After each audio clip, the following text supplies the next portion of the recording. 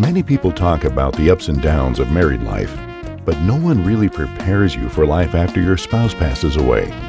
Welcome to Widowhood Real Talk with Tina, a safe place for widows, widowers, and their friends and family to talk about love and loss. Find comfort as you listen to honest conversations between Tina and invited guests who've experienced the loss of their forever partner. Share their stories of love, grief, and healing. You are not alone in this journey. Join today's episode and discover a wealth of resources and learn how to connect with others who are traveling the same path. This is Widowhood Real Talk with Tina. My guest today, Lex Powell, through her brand Talk with Lex LLC, creates safe spaces for conversations many are afraid to have, whether it's about pleasure, intimacy, divorce, or healing. Her work blends faith, humor, science, and soul guiding women to find peace, unlock pleasure, and live unapologetically free. This conversation in Voices of Widowhood Healing Through the Holidays is about sex because sex is part of being an adult. And this conversation with Lex, you don't want to miss because even though our spouse has passed, there are many of us that still want to feel sensual. We want to reclaim our body. We want to understand what it's like to take ourselves on a date and much more. This conversation with Lex is important because the holidays bring something different. And this is a point of rediscovery and finding the new you. Let's get into this conversation now. Hello, Lex. Welcome to the Widowhood. Hello, thank you for having me. Thank you to the Widowhood. Like, if there was a ticker tape that would show, like, widowhood, like, what was really that, like, across your forehead when you're thinking about that? Widowhood, Mm-hmm. I think it would be love. It's like the opposite for me. Okay. Yeah, love. Whether it's loss of love or newfound love, right? It's just healing, a healing journey of love. Okay. When you think about when I asked you to have a conversation, it's predominantly to an audience or community that are widows and widowers and talking about sex. What did you think of that? I immediately went to my experience when it comes to experiencing loss, Okay. a loss of love through divorce. Mm. Immediately made me think of how the loss of love through divorce and the loss of love through whatever an unexpected situation may occur can mirror each other. They can, and thank you for bringing that up, and thank you for being willing to share. And in our pre-podcast conversation, we discussed the similarities and the Mhm. differences between divorce and widowhood, because oftentimes people will say, "Well, they're the same." They're not. And you and I are very much in tune with Mhm. that reality. But to your point, grief often has very common core experiences. They Mhm. may heighten, obviously, based on the loss itself, but some of those core things are similar. I want to share some things that I know that are experienced on the widow side, and if you would tell me your version of that from being divorced. Isolation. Mhm. Oh yeah. Isolation in terms of divorce is looks like you may lose your married friends because they don't want to pick sides. So no one reaches out, no one checks on you. No one wants to get in the middle of it. And some friends you find out you had because you were married versus single, or you learn the difference in single and married and divorce. Divorce is kind of like its own conundrum of people. It's just its own category, its own bucket. And so when people discover your divorce, it's kind of like, ew, like, oh, it becomes, something that it feels like they don't want those cooties, so to speak. And I will counter that with sometimes people who are widow feel like their married friends feel like they're gonna get the death cooties or something's gonna happen to their spouse because Mm, I'm in proximity with you, not being able to talk about it. yeah, yeah. It feels like they think. that because you went through a divorce or you may be in the process of one, that now their relationship or marriage is going to be in jeopardy or have some problems, or their partner, they may not feel that way, but their partner may feel like, oh, I don't want you to talk to her anymore, or go over there with her anymore. What So I about went through that. yeah. What about feeling like the third wheel or the appearance of the single friend that's available and not wanted around their spouses? Yes, yep. The one, if you're dating after divorce, it's like, oh, you kind of feel unsure whether or not to share your experiences with your friends that are married Yes. because of that. For that reason, you feel guilty for having a good time dating and excited to share it because of the fear of judgment, because they knew you when you were married. They knew you when you were happy and married at some point. And now you're happy and dating on the tail end of divorce. If you're not sad as they think you should be, Ooh, that's that something part. that you go through of feeling like, it's just a guilt that they try to push off on you. And sometimes you do fall into that bubble of, maybe I'll just keep it to myself, and ultimately starting over. Your Ooh, friend circle starting over. You having to rediscover the qualities in a friend you want in the single life. And whether you're dating or you find that person, even if it's for a brief moment, even your single friends you met at the tail end of divorce, they kind of, you wonder if, can I share my new relationship with you? Because now I'm not in that bubble with you anymore. And so it's like you're damned if you do, you're damned if you don't. yeah. When you have a loss of identity because Identity, of that's a being good a one. widow, how does that look on the divorce side of the house from your perspective? It's scary. It's lonely. It is, who am I outside of being and I don't want to trigger anybody or get anybody hyped up, being a servant to this person, being this helpmate of this person, being a partner, my other half, right? Who am I now? I don't have to cook his dinners. I don't have to be mindful of him. I don't have to be in regards to someone else being here. I now have to think of everything versus some things. And even in that identity, it's now no matter how long, if you were married and covenant with someone, you two became one. So to kind of lose your arm and your leg, so to speak, and now I have to figure out, either grow one through the growing pains of discovering, oh, I didn't know that this bill was paid through this vendor, or this place where we got this, it was handled through whatever situation, right? It's trying to learn how to walk again. Mm, But life goes on, and it doesn't always give you time to figure it out, to sit and collect your thoughts, emotions, and feelings, and try to figure. It doesn't give you time to sit still. it doesn't. Life keeps moving. Yep. And it seems like sometimes it's going faster, sometimes Hmm. it's slower when you're in the fog of this situation.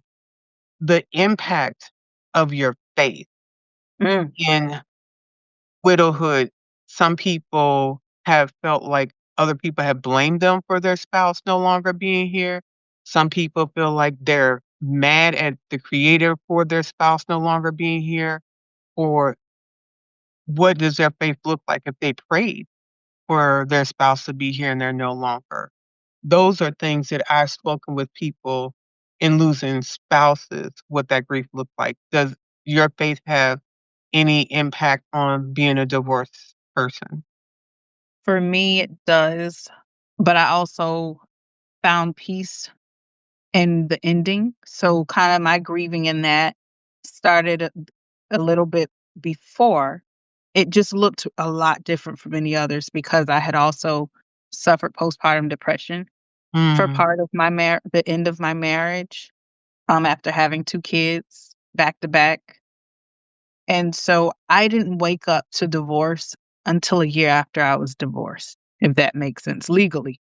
I was in a fog through the whole process. I was a high functioning, in depression, because I had two toddlers. I had two under two at the time. and trying to discover how to be a new mom. And then now, okay, a single new mom was very tough, but I didn't have time to sit in it because I had to keep going for my kid, which I'm sure, in losing someone, you have to try to figure that out as well.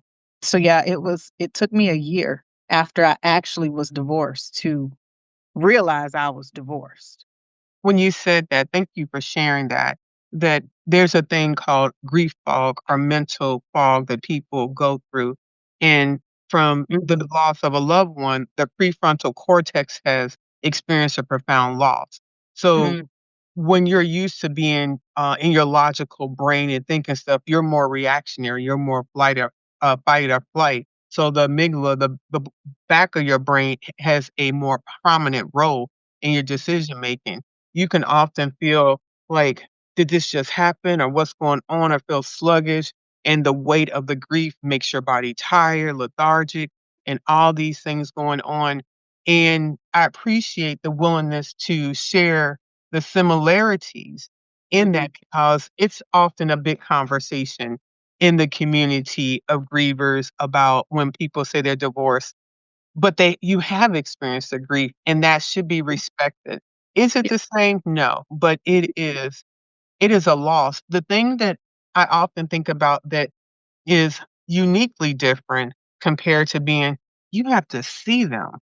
Yes, I was thinking that same thing. Like, I have to I see mean, them even move though we on. may want to, Right. that's a right. So the thing that I think that is profoundly more difficult with a divorce is you have to see them and they can choose to start another life. Mhm. Or another family, um, and have kids and live what you may feel is the life that you guys talked about, Yes. the life that you guys dreamed about, the house that you guys drove around neighborhoods manifesting together, they may now have with someone else as you're processing through the grief of the loss. Because the way they grieve, or if they grieved at all, is different. And we don't have a say of how they grieve. We don't have that place of judgment to say, oh, already moved on. It's only been X amount of months or years or weeks or whatever the case may be in that situation. But yeah, it is hard to keep seeing it over and over as you or myself was processing. Okay, I'm divorced. By that time, my ex husband was married to his other person. And so when I woke up, it was like, dang, you know? And I have 2 kids and I have to figure out now I'm on 1 income versus 2. And even in the process of divorce, the finances, paying for divorce attorney and paying for, a place to stay, paying for things that at one point, again, it was a two-person household income. There is no insurance for divorce, Okay, unfortunately. but there are so many people who don't have life insurance. So the financial conversation is Mhm. relevant that Yeah. you've had this two-person income life and Mhm. you may have this person's last paycheck or Mhm. last Social Security. And if you were not making a decent wage, now you're Mhm. trying to figure out there was no life insurance. There was none of this. And I have to keep living. And in this conversation that we're having for healing during the holidays, Mhm. it's important to acknowledge these things can happen. We can go through this, but at the same time, the duality, life can continue going on. Mhm. And life can find some joy in the process of that. Just because these exist doesn't mean that other things cannot exist simultaneously. Yes. And so when I thought about us having the conversation, I'll let you elaborate on your specialty and then we'll dive in a little bit. So yes, I am the creator of Talk Sex with Lex. I am a certified sexologist, specializing in pleasure for men, women, and couples. But what I love most is helping women discover who they are sexually, and becoming more liberated in who they are and how they show up sexually. Thank you. Now, I know my listening audience, my community, it's 75% women and there are 25% men. So, this conversation, men, take notes on how you can show up well, and women, get ready to liberate yourself. Because Absolutely. sex is something that people like, I don't want to talk about, but I want to Taboo. know. And so, I'll put myself on Front Street. We can use me as an example. Mhm. I had been with my husband for 32 years. Mm. Was the only person I've been having sex with. Mhm. He passes, I didn't, Mhm. and it took about a good year and a half before there was anything below the belt talking about, "Hey, girl, what we doing?" We was all gone together, and then I met my current husband, Mhm. and she said, "We are awake, honey," and I was like, "Oh, I thought we was gonna be a nun." I wasn't sure. So, this is not the 18-year-old version that my late husband had. Mhm. This is the 51-year-old Tina that's endured breast cancer, surgery, Mhm. complete hysterectomy, birthed out a couple of kids, and we trying to be cute again. I mean, how do you help that person that's like, I'm much more of a plump girl than I was or this or that, Mhm. and now I'm talking about getting intimate, and I was how do you help us? It starts with self, even through divorce, through loss of a loved one. I remember my first step, even after in therapy, was to take myself out on a date. And it was when I tell you this, it may sound simple, but I fought with that so long and hard to where it was like, well, where am I going to take myself? What am I going to wear? Am I going to do my makeup or am I just going to walk out the house? Am I, dating myself? What am I going to do? Sit there and talk to myself? Why am I going out? Why do I have to do this? So many questions, so many emotions behind it while grieving, right? Why am I even in this place to have to go by myself? Was a big question. So in that, I remember I was living in Ocala, Florida, and I went to Disney Springs in Orlando. I dressed up, talked myself in and out, that I'm not gonna go. Okay, I'm gonna go. I'm not gonna go. Dressed up, did my makeup, made sure my hair was cute, got some heels on, and drove myself to Orlando. And in that drive, so many thoughts. I just put on music to try to drown out my own thoughts. And when I finally got there, I had made reservations at this restaurant.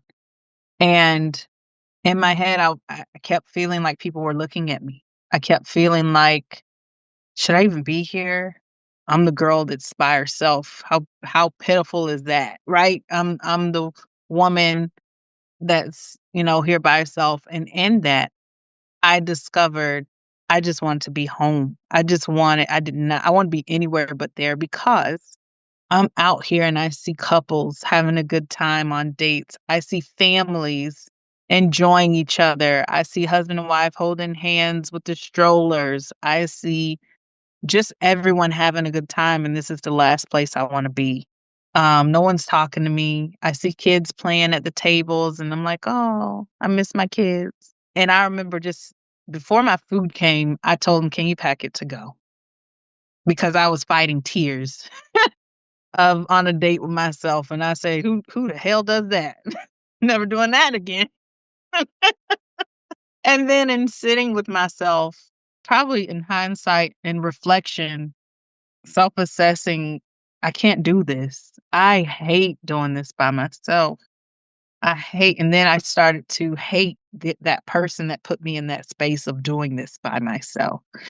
But also in that thought, I said, okay, maybe Disney family place of fun and family is not the best place I could have went for a date for myself while grieving and going through divorce. That's probably not the best place I could have went. And I said, okay, Imma try it again. So, I even took to Facebook and groups, I found for divorcees, and people that were either going through a divorce or divorced. And there was a sense of healing in just reading their stories, not so much as, "Hi, I'm here, this is my story," but just reading because and I hate to say it this way, but there's always someone else worse off. And in reading some of it, it helped me understand and helped me give myself permission that this isn't all my fault. And I started to become more accountable for my part that I did play in my divorce. And that's when I said, "Okay, Imma go on a date. Where do I wanna go? What do I wanna experience that I have never given myself permission or had the time as a mother and as a wife to go and to do?" So in joining some of the Facebook groups I joined, I stumbled across an Orlando group of Black people, and they all seemed to be in my age group. So I saw there was a meetup, I dressed up and I went. And there was some married and some non-married, some in relationships, some not. And I had the best time laughing and meeting new people and feeling beautiful to where when I got in the car, I laughed out loud and I cried at the same time. Because I gave myself permission, and that's where it started. You have to give yourself the permission to get out there and to rediscover who you are. Not so much as finding someone else, but rediscovering who you are today in this light, in this role of being either a widow or a single person, a divorcee, or what have you. And that was my first step, dating myself to where I started to go out more. I started to make those new friends because it was lonely. I didn't have the same married couples. There would be about 5 of us married couples out on a date with our husbands as a joint, dinner. To now, all of these singles, and I was like, "Wow, there's a lot of single people out here having a good time." And in that, I continued to do it, and I continued to meet new people and new connections and network and do the things I like. If I wanted to go to the beach, damn it, I went to the beach. I didn't have to ask. And it's bittersweet because now I have time because now we have this joint custody thing. I don't have to be in the house with the husband and the kids and hoping that, "Hey, can you watch this one and I'll watch this one?" It was starting to see the good out of it. Now I have free time. What am I gonna do with this free time? How do I make the most out of my time to enjoy it and choose, because it's a choice, to be happy? I wanna interject a little Mhm, bit in there. For my widows and widowers, we not happy that we have the free time. I understand mhm, that. I understand that we don't wanna go on a date by ourselves.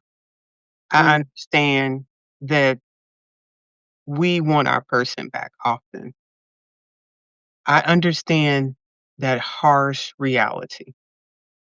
This conversation, Healing Through the Holidays, was purposeful because just like when Lex mentioned she chose to go to Orlando to the family thing, we didn't notice all those people that were with their families and all booed up. We were in our own life and mm, was not focused on those other people.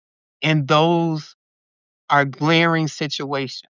mm, But the reality, and this is from my lived experience from talking to mhm, other people, there's a widow named Tiff, and she told me something. She said, choosing to be an active participant in our own life is something we choose. mhm, I can tell you there have been countless days and weeks Tina did not shower. I laid in the bed. I was sad. I was trying to measure how long I could stay in the bed without going in the bathroom on myself and getting into there and coming back because my husband, that I mm, spent 32 years with, died. And I made a decision that slowly I would learn how to live. And that would require me going on a date by myself. I remember taking myself to go to the movies and then also going out to eat. I know this is hard. But if mhm, you've gotten this far in the conversation, you want something different than what you have been sitting there. And so mhm, this conversation is intentional to give you the steps in the way that you may fashion it to start living this version of your life. So I Yeah. don't want you to think that I am ignoring how you may be listening to this conversation in tears Yeah. because this is not what you wanted. But Mm. this is a conversation to give you the tools and to have a vision of what it would be like to start moving forward in this version. So Yeah. I intentionally wanted her to have this conversation, but I want you to be aware of that. Yeah. Absolutely. And I also want to preference, although I was dating myself and out there and meeting all these new people, triggers came up, right? Things would happen. I would see something or notice something, and I have to take those deep breaths. I have to step away from the crowd I was in front of or the friend that I had made and go to the bathroom and just get myself together, take some deep breaths because you don't know what triggers you till you're triggered. You don't know what may come up.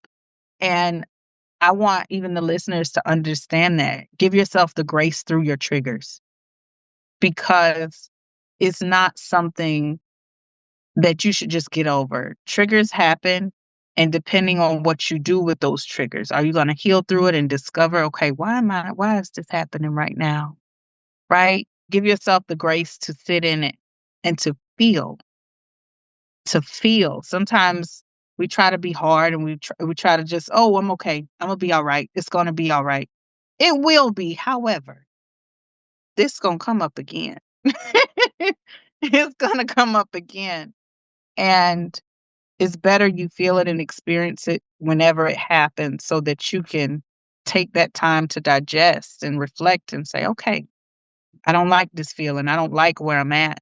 I need to tap in and see why, how, and when did this become a thing? You may walk through the mall and smell his cologne or their cologne or perfume, and that can be a trigger that you did not expect while you're on a date with yourself. Not saying, okay, check noted, don't go to the mall. Not saying that, but think of these things if you know, right? Similar, my trigger was seeing families and all of this in one place. And I didn't realize that. So I had to sit and say, that probably wasn't the best place right now. But I'll get there to when I can get to those outings and not be, so overcome with emotion. Even so, like I said, I was triggered. However, when the holidays came around, right? When Christmas and Thanksgiving was maybe a month away, the thought of it was overwhelming to the point of, and I don't have a close immediate, my immediate family is not very close when it comes to relationships. And so I had to sit with the thought that my kids it's probably best when I think about my boys, it's best that they experience a great Thanksgiving and surrounded by love and family. And to have to swallow that, it's probably not best they be with me because I'm just gonna be me. I'm just gonna be by myself. But that is so important. And what I hear you saying, I need to give other people permission to Mhm. enjoy what I'm not ready to enjoy yet. Mhm. Yep. So, one, the idea of taking yourself on a date, I love how the difficulty of just getting out of the house to do that, the Oh, packing man. the food, realizing the first place may not be the best place to go and go someplace else. But it's important for us to get familiar with this version of ourselves Mhm. because who we are now is so much different than the person that coupled with our late spouse. Yep. We changed, we grew. Part of who we are is because of the time we spent with them or not. And before we can introduce ourselves to somebody else, Mhm. it may prove helpful to learn who you are at this portion. I mean, the idea of what restaurant would I wanna go to if no one else part of the decision? Mhm. That's a whole different question than when you're going, "Where do you wanna go?" "Wherever you wanna go," back and Yep. forth, and you just go, "I wanna go to XYZ," and doing that and Mm. taking yourself there, there's some empowerment in that process of doing that. But during the holiday time, you may have people that wanna do things, and being honest, I don't. And so I'm going to let you do that, Yeah. and I'll pick it up on the backside. Yep. There's nothing wrong with that. I mean, it may be good to go out at least once and not be isolated the entire time, but you do Mhm. have the right to pick and choose because the holidays does bring a different sense of excitement and a lot of other Mhm. different things. And as you mentioned, the triggers, it's okay to go to the bathroom, breathe, get yourself together because my late husband's cologne was gray flannel. Somebody Mhm. walks by you in the party wearing that, or there's something about the brain that makes you feel like you saw that person and you know Mhm. that they are nowhere to be Yeah. found, but you see them. Yeah. So step 1 in the sex talk, the dating yourself. So I've Mhm. mastered dating myself. Where do I go next? When you've mastered dating yourself, but in that dating yourself, there's quite a bit in there. So I do want to unpackage that just a little of what do you feel sexy? What do you feel most presentable in? Right? What do you feel your best in that makes you comfortable in how you're going to show up wherever you're going? Because a lot of times when we were married or had a significant other, a spouse, we went with sometimes what they would like to see us in. We went with, he doesn't like when I show my legs. He prefers my back out or my shoulders. And now it's time to think, what do you like to accentuate in your curves or your shoulders? What is your best feature that you like about yourself? Whether it's your tush, your ass, you know, Girl, we your ain't on breast. TT, we can use grown-up words. Okay. Right? Your breast, your ass, your toes, right? Your nails, your calves, your thighs. I love my thighs. So what are those things that make you feel, most sensual, right? Not even sexy, but most sensual. What wakes up your feminine for the ladies? What wakes you up? What color, right? It doesn't even have to be a body part. What color accents your tone that you feel I'm the shit when I wear this? Girl, ain't nothing like a brand new mattress to the underwear, like the bra and the panties. Right, Everybody gotta see it, but I am right. feeling myself. And then I also have Yep. this necklace that adjusts to size. And Hmm. when I wear it closer, like about right here, then there's a lot of chain in the back. And it's something about that hidden in the back between my Hmm. shoulder blades. I'm like,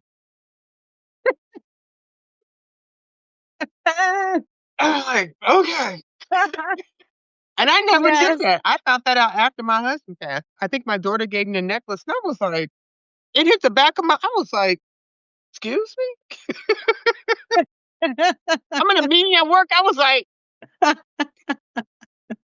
so knowing Yes. what is sensual Hmm. us and being okay with that. Thank you for Yeah. mentioning that.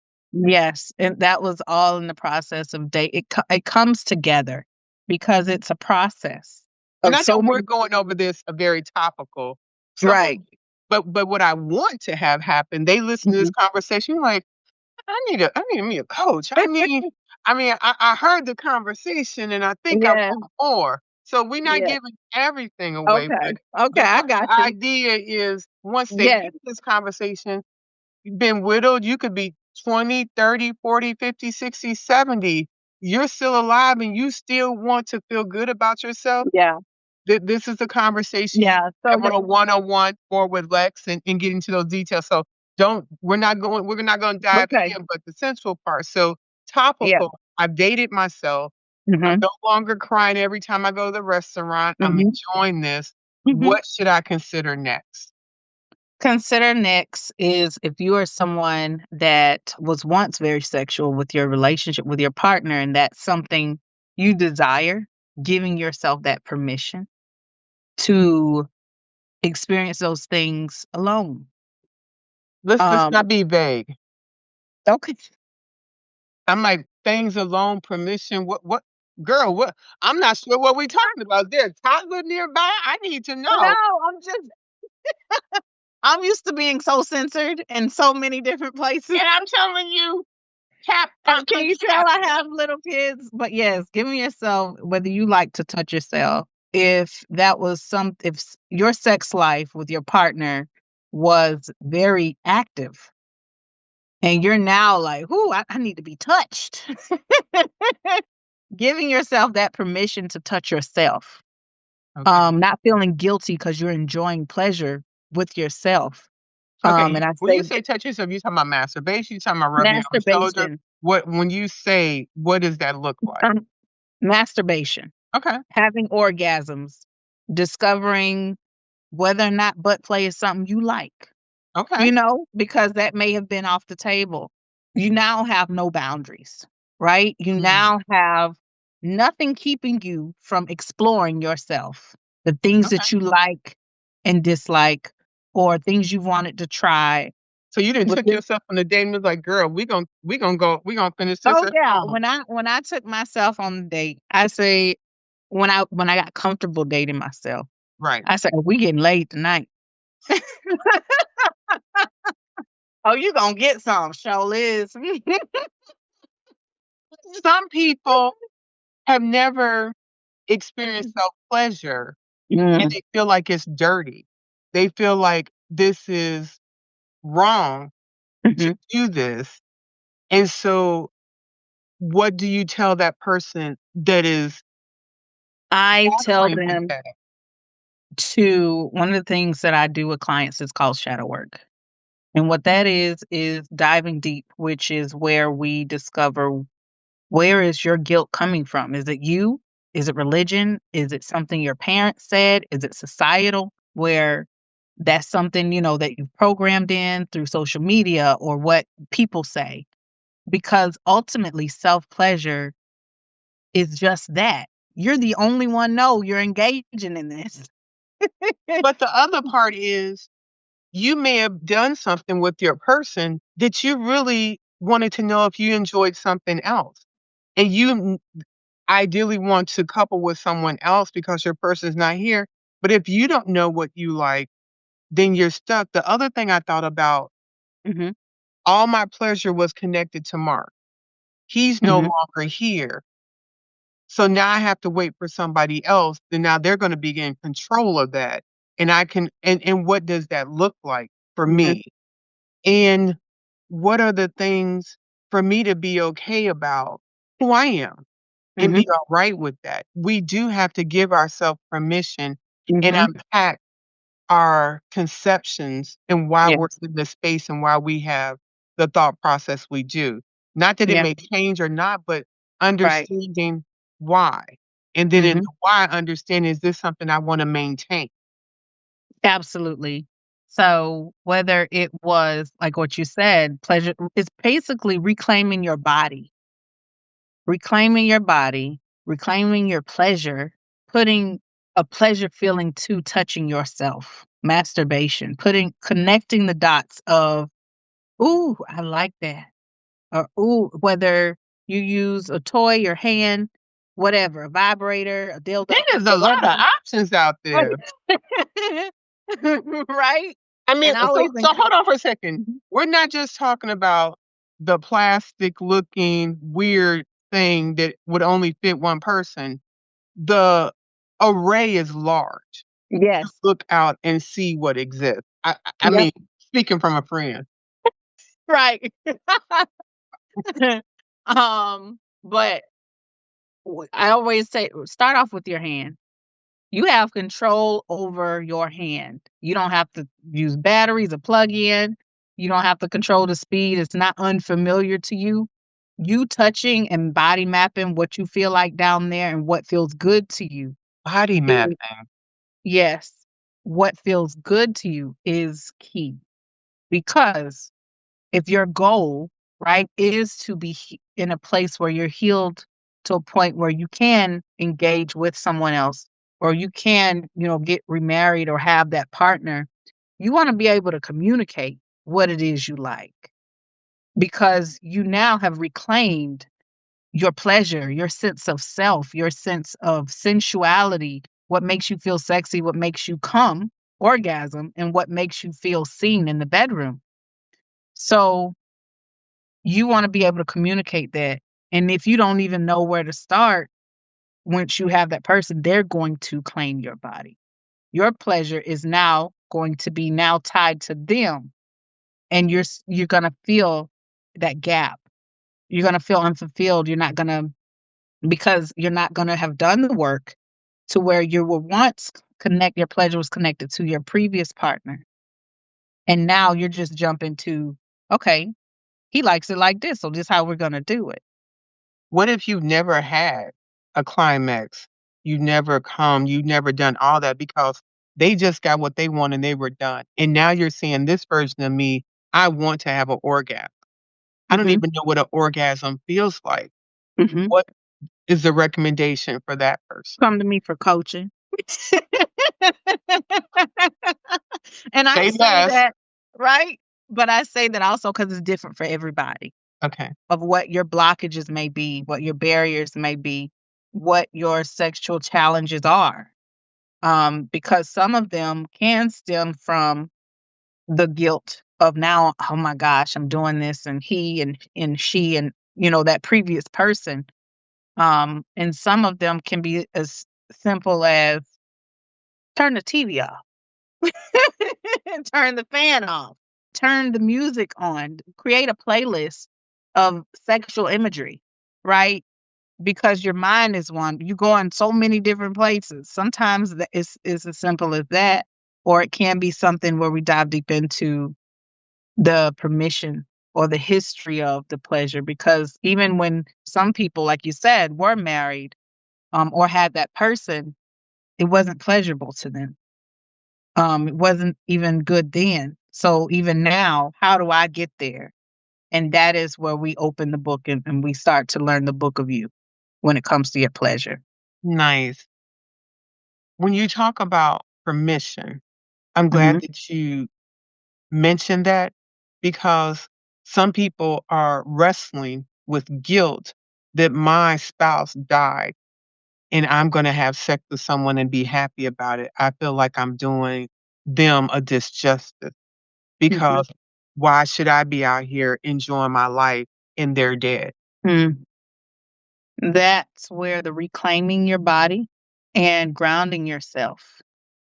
Speaking affirmations is big for me, when I'm speaking with clients of giving yourself that permission daily, because permission can be hard. It's an invisible fence that we put ourselves in, where it can be as simple as, "Oh, I haven't touched the fruit snacks because that was his snack or her snack. I haven't, given your permission. You can eat them now. You can eat them now. And if you cry while eating them, damn, so be it. You're healing. That is your healing. Okay? Or if that's something you have struggled with, throw the damn things away. You might not even like fruit snacks. Get them out of the house." But reclaiming your pleasure, your body is big, and grounding yourself and speaking life into yourself. I remember as I went through divorce and I rediscovered myself, I would write on my mirror with dry erase markers, "You are enough. You are deserving of love. Pleasure is yours." And what else? And it was a few scriptures I'd even put on there. And if that wasn't enough, because I see the mirror all day, every day, not all day, but every day when I wake up, brush my teeth, or I get out the shower, I would have sticky notes. Whenever I thought of something good, ooh, I like the way Abraham, what was it?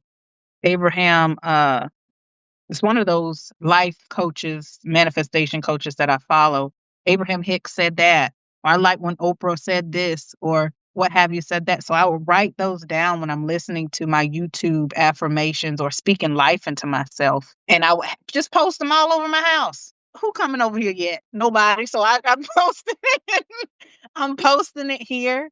I'm posting it there. I posted at my desk at work. Even just this one, I can just pull right now. This one is "Don't get weary, keep going."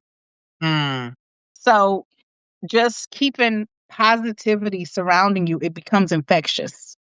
okay. So I've dated myself. We got Mhm. paid after our date with ourselves. Man, okay, it was And a good time. and it was because I had candles, I had a bubble bath. Yes, yes. I set up the space. He just wouldn't know, hey, he didn't quit. I'm like, oh no, Okay. we gonna talk to us and we're gonna have some Mhm, good music. Now mhm. now I could see myself engaging with another person, Mhm. but I'm scared of the idea of engaging with another person. It is also to see we discovered the pleasure to date and the the gushy gushy. Learn what your aftercare is for yourself. And that is after you have engaged with yourself or even with another person, what do you need? I don't want to use this word, but I have this is the best thing I I got feel in like my I'm head about to right get now. my pH balance back or something. No. It's what do I need? What else do I need to not feel less than? To still feel like a person, to not feel dirty, to not feel shameful of what I just did. What is it to wrap that in a bow and say, here you go? What is that final piece of have the foreplay, we have the actual doing the do. What is that aftercare? Mm. What are some Um, options for that? Aftercare may look like some also grounding yourself. Aftercare may look like even hugging yourself in the bed, touching all over, just touch. Some people may need that touch. Watching a movie, not jumping out of it so quick that you have this euphoric drop all of a sudden, because that can happen even with a partner. And so preparing yourself for what your aftercare looks like so that, again, communication when that person gets there, I need this from you afterwards. Is that okay? Right? Opening those, because right? You've spent the time, we've been doing this, but giving yourself the permission. I also visualize, because I also do manifestation coaching, visualize what that looks like for you. So you're not so caught off guard by, okay, I'm here now. What do I do? Right? But But a this is younger what I version wanted, of but I us don't know what to do next. a younger version of us may have started that way. Like, okay, Mhm. this is it. Now it's like, I'm a whole grown woman. Like, uh, Mhm. hold tight a little bit. That Yep. I have some say in this. Or maybe the man realizing this version of a woman has a say in it where maybe you didn't. And Mhm. also the sex, the intimacy, the sensuality with this person, I don't think it's healthy to want it to be just like it was with the other person. To Yeah. have it set up that I want the same thing I had with them. They're a different person. It Yeah. doesn't work like that. Coming to terms with that may be difficult. I know somebody they made love for the first time and they cried. It was good, but they just like you mentioned, like, I'm really in this situation because this person left this world. Mhm. All of those things are wonderful ways to have communication, Yes. to be, I need to talk about this, and Yes. being able to work with someone like yourself, Mhm. 'cause the sex thing, people just get weird when you say it. It's like, "Well, I wanna talk about sex." I mean, everybody's thinking about it at some point in time, so Hello. why not be better at it?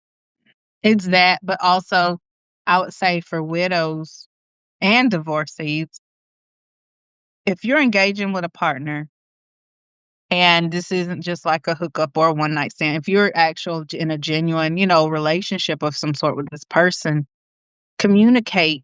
I'm healing, but intimacy is important to me. You may not have sex right away. There may be levels and stages to get there with that person. And you have to give yourself permission and also let that person know so they can show up for you in whatever way that looks like. When you thought about having this conversation to this particular audience, were there some particular topics that you wanted to make sure that we covered or addressed? Navigating through stigma and shame was one that I did want to touch on. So much where shame a lot of time is in our head. Sometimes it's not people shaming you, it's us shaming ourselves. That goes into that space in that nutshell of giving yourself that permission and reclaiming your body and all the things that I mentioned. Sit back and ask yourself, is there people shaming me or am I putting this more weight on this than it is? Because that can also hold us back from pleasure, from sex in the future, even from good sex with ourselves. Um, So, excuse me, there was that. And then also that communication piece to the next partner that you may have or will have is have that conversation, because sometimes, like you said, the conversation, you may never had that conversation with your husband of 30, 40, 25 years or even 8 years of sex. Y'all just did it, knew how to whatever worked, and left the rest. And now, coming into this new sense of self, can we talk about, and I also provide coaching on this with couples and individuals of how to steer those conversations. But can we talk about intimacy? Starting there, what does intimacy look like for you? What does intimacy look like for them? And try to integrate those things into the experience to where it doesn't have to end in an orgasm right away. Sometimes it's more of the quality time that fills our euphoric cup of pleasure. The journey of getting to the orgasm sometimes is better than the orgasm itself. The build up of the kissing on the nibbling on the ear, the breath, the touch, the warmth, the teasing, the sucking and licking of whatever it is going on. Give yourself permission to discover and converse about all of these things with the person that you're going to engage with. I tell divorcees and widowers, you're not ready for no one night stands. Ain't no one night stands until you're comfortable engaging with someone else. If you say, "Oh, I'm just going to go out there, I'm going to do it. I'm going to do it cold turkey. I'm not going to do this," pump yourself up. Don't go do no one night stand, because you're going to scare them and you. But everybody's heart is not connected to their vagina. Some people Absolutely are. not. Have you ever heard the term widow's fire? Widow's fire, widow's fire. I have. I'm jogging my And so education. widows, widowers, you mentioned something about the need for touch and Mhm. the desire for mention that. Now someone's thinking, my spouse just died a couple months ago. Why am I feeling like I want someone to touch me? Because you've been having somebody touch you for years. And now all of a sudden that's gone. There it Mhm. is. He talks about the euphoric, the dopamine rush that Mhm. happens during sex and wanting a part of that. And you talk about shame and not wanting to be embarrassed. People that are experienced widow fire is not the popular conversation in the widow community. So people are going through that. They may look like a whole bunch of one night stands because I'm really going to another town because I don't want somebody to know that this is me and Mhm. what I'm doing. But Yeah. I've been touched and doing all this for years, and now they died. Boom, cold turkey, it's over. And I'm over here like, ain't nobody else dealing with this. No one else is, looking at somebody's arm and thinking about their arm being around them or wanting this sensual. And some people that becomes a coping skill. Yeah. I think anything an obsession is becomes negative. Right. Yeah. So now you're looking at I am struggling with this desire for intimacy, sex. I'm not desiring a relationship. I don't want to be with somebody. I just want you to hit this. But that I've never heard that in grief. Like, what is wrong with me in that shame? Mhm. The reason why I say caution of one night stand, because you're in a very vulnerable place mentally, and that becomes now a replacement. You're that feel good. I want to feel good again. I want to feel good again. The fire becomes an illusion of feeling good, of I'm healing, I'm okay. But now you keep going to the next town every other day. You going to the next town every week. And finding a reason to go. Whereas learning to navigate the fire with compassion instead of shame is the key.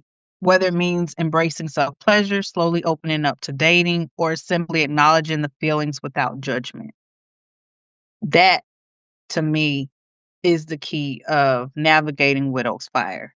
It may still, I'm not saying shame on you, go do that one night stand. No, that's not what I'm saying at all. I'm saying know what the fire is, what is fire, and know what is your replacement of feeling satisfied. And a lot of people feel like, well, I'm feeling good, it's fine. It's no, it's because you're doing that. And if you're not feeling good without that, then Mhm. it is not tangible. It is not real. Thank you for explaining that. I've asked you a lot of questions in this conversation. Any questions of me? Um, mm, um, did you experience widow fire? I did not, and I'm so jealous.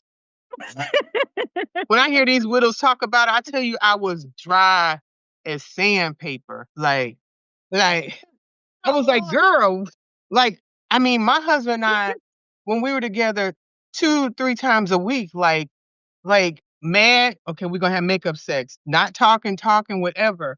And then, I mean, he made love to me and died the next day. I'm like, Mm. walks up in heaven talking about, man, I hit that. Yeah, yeah, that's where I was at. And I'm like, You know, now still recovering. and I'm over here like, who does that? And and so I thought I was gonna be skipping to the next town. Nothing. I was like, I got cheated out of part of this whole thing. 0. Ooh, and that is okay because it looks different for everybody. But even in the Obviously, but whatever. fire, they have so many things. And I want to touch on some of the toys of self pleasure. One of the things I love that did help me through um some of my pleasure spurts of just needing some was this thing, and I'm gonna say it, teledildonics. Mm. And what that is, for me, I'm very mentally stimulated, but I wasn't ready to let someone in that headspace for me. So teledildonics, a lot of them are app-based toys where you can play with it without the app on your phone, but they do have a Bluetooth capability to connect. And when they connect, the app a lot of times will have stories that are read out loud with masculine and feminine voices. And the toy will navigate the scene of what you're reading to project it of that vibration and that feeling with the toy. Oh, there are so So many options out here. so Right. for me, that was my mental stimulation, was listening to this story and feeling the toy go whatever which way as the story or the man in that, with that you can hear the voice and tie whatever man crush celebrity or even your person to this voice of pleasure and satisfaction to Wow. get you there. And so that for me, since I'm very sapiosexual, was my stimulation when I didn't want to bring that other person in yet, when I wasn't comfortable having that permission of going with of having another man in the bedroom with me. Okay. All So right. there are options out there. Oh, okay, that alone gonna be like, where is Lex's email address? What did they say that was? How do I I? went to work with a smile every day. So how does someone reach you? They can reach me on Facebook, Talk Sex with Lex. They can reach me through email. That's TLKSEX with Lex at gmail.com. They can reach me on TikTok, The Talk with Lex.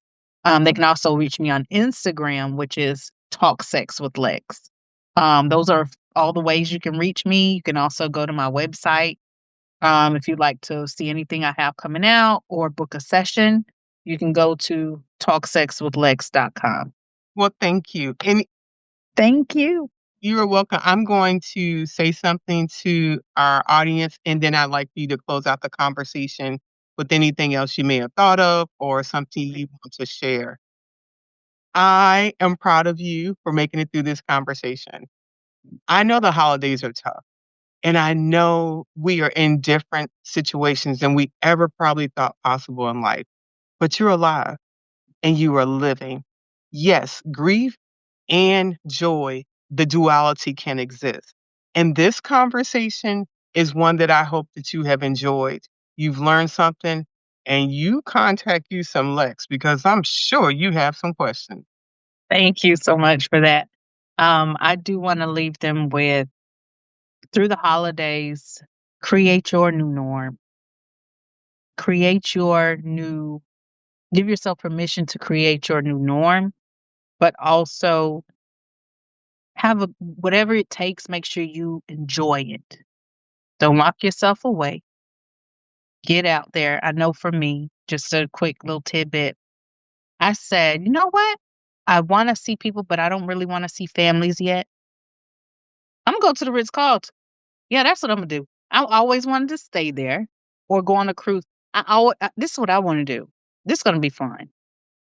Make that choice, because it all starts with the choice. Give yourself permission, and I can't stress that enough, to get out there and try.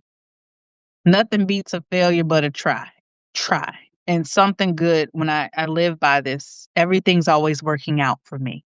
Good, bad, or indifferent. God will make sure it's for the greatness of Him and of me. So with that, I want to say, like I said, get out there. Lead with love. Give yourself that permission. Love on you, because nobody else going to love on you like you do. Okay? And that's all. Thank you for spending another episode with Widowhood Real Talk.